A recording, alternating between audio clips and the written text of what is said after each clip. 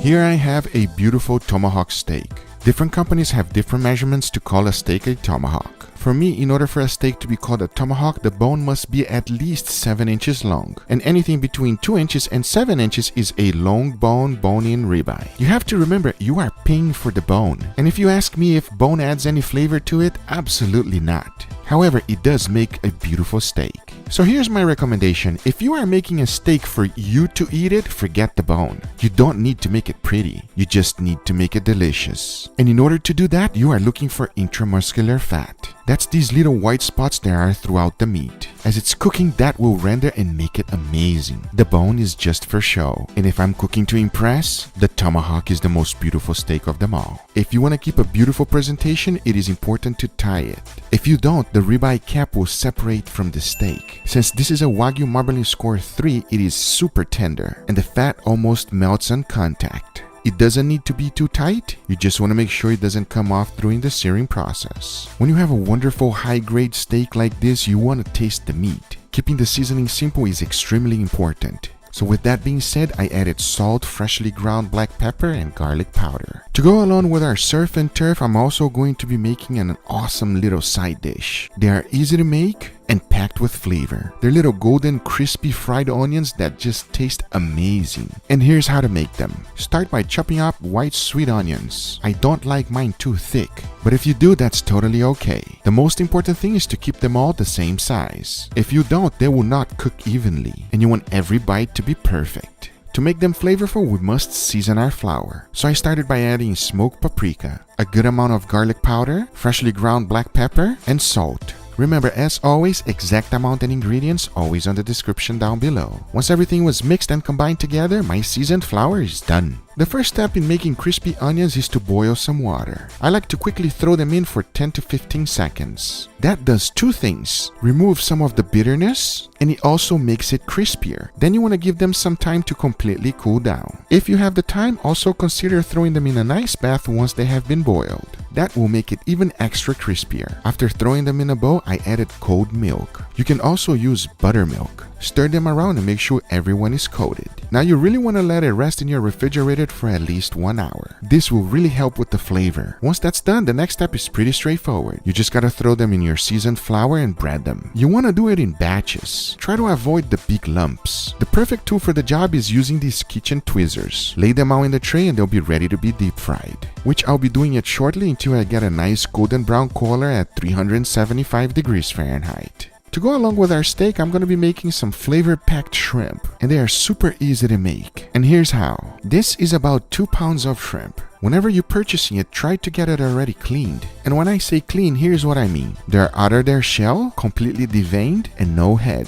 This will make the job quick and easy, and there's nothing wrong with that. To season them, I threw in a little bit of grapeseed oil. You don't want to use extra virgin olive oil. Grapeseed oil has a smoke point of over 420 degrees Fahrenheit. And extra virgin olive oil is way lower than that. Since we're going to be grilling them, that's a bad idea, and you don't want your oil to burn. Then I threw in the perfect seasoning for it. It's Guga's rub. You can't buy this rub, you have to make it. I made a complete separate video which I'll be linking on the description down below for you. This rub goes well with chicken, pork, and seafood. And you might already have all the ingredients on your pantry. Make sure to season everything well. You want the shrimp to be packed with flavors. If you're going to be using wood skewers, my recommendation is to soak them. If you don't, they will definitely burn on the grill. They are not my #1 choice to use, but they do work just fine. Here's the one I recommend. They are stainless steel and they will last you a lifetime. Since they're not round, it also makes them easy to flip them on the grill. Putting them on the skewer is very easy. The only thing to keep in mind is to keep them all in the same direction. That will save space on your grill and, most important, make it easy for you to move it around. To add even more flavor on this shrimp, I'm going to be grilling some lemons and lime. When you do that, they become sweeter. It is something that I definitely recommend for seafood. Not only with shrimp, but also fish and lobster. It's the perfect marriage. I also did my famous garlic butter. I've made a complete different video explaining how to make it step by step. It is easy to make, and make sure you check it out in the description below later on. I'll be using this to baste my shrimp and also my beautiful steak. Talking about steak, I'm going to be using my wireless thermometer to cook it. My first goal is to put a nice sear, then cook it in indirect heat until I reach 135 degrees Fahrenheit. But now I say it is enough talking and it is time to make an amazing surf and turf, so let's do it.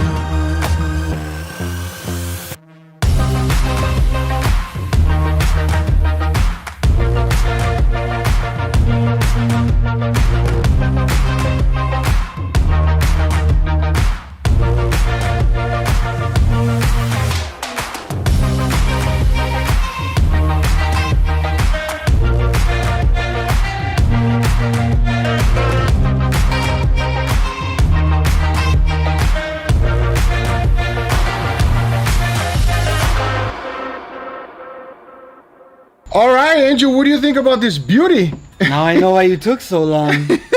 Damn. This is a feast, everybody. Huh? Oh, yeah. What do you think about that? Well, we got a lot of things going on. I know you were ready to try it. I think, so we have a beautiful Wagyu tomahawk. And then we have a nice lemony shrimp. And we have a beautiful fried onions. Okay, enough talking, yeah? All right, Angel, let's try the steak first. Oh, the steak cuts like butter, everybody. Like butter. As you can see, perfectly medium rare, just like the way I like it. And so does you, right, Angel? Cheers, buddy. Cheers.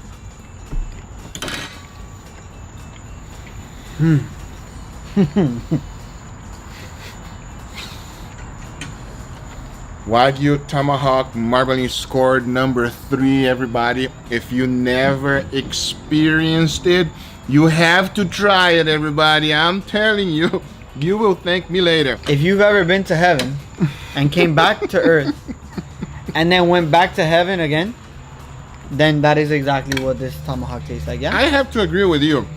The fried onions give a nice crunch to the steak, everybody. Ooh. This is unbelievable. Let me give it a go with the shrimp, because I think seafood and steak goes together so well, and I'm a seafood lover, believe it or not. Lover.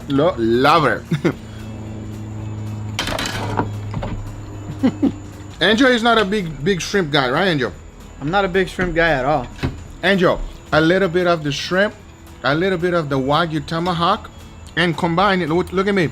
Combine a little bit with the fried onions. Put it in. One bite, my friend. You tell me that combination, how does it taste? Oh, you got... I don't see it happening in my fork. I really don't. All right, Angel. All at once. Everything combined in one bite, everybody. Cheers.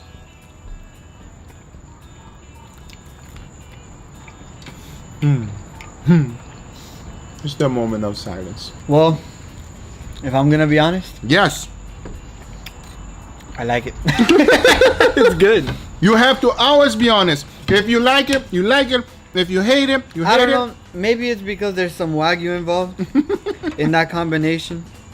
But it is pretty good. You got me to say that I enjoyed the shrimp, and I'm going for it. I know you're not a shrimp lover. Oh, you're going for it again. I'm going to But you should take out the tail. Don't eat the tail. Tail's bad? Tail is kind of hard, and I don't know if you enjoy it.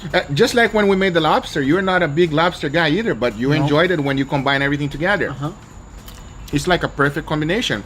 Wow. And these little fried onions, I don't know if they can hear it in the mic, but it's nice and crunchy. I think they can hear You think they can hear? Yeah. I don't like onions either. And you like that. I'm over here eating everything. He does not like onions. He does not like shrimp. But the way everything was cooked, you enjoyed it. I'm surprised because I really didn't think you were going to like the shrimp. Surprise, surprise. Good job. Everything's good, man. I can't hesitate right now. I gotta eat. You have to try everything once. If it, just because you had an experience of a shrimp before, it was kind of bad, whatever, you don't know how this one will taste. And I'm proud of you, buddy. And you like the onion. I like the onion, bro. The onion's really good. Anyway, this is the video. I hope you guys enjoyed this video. If you do enjoy this video, make sure you give it a thumbs up. If you're not a subscriber, be sure to subscribe for future videos. Remember, if you are interested in anything I use, everything is always in the description down below. Thank you so much for watching, and we'll see you guys on the next one. Take care, everybody. Bye-bye. That was actually surprisingly really, really good. Huh? I know, right? It's amazing. The shrimp. Especially with everything else, it's so good.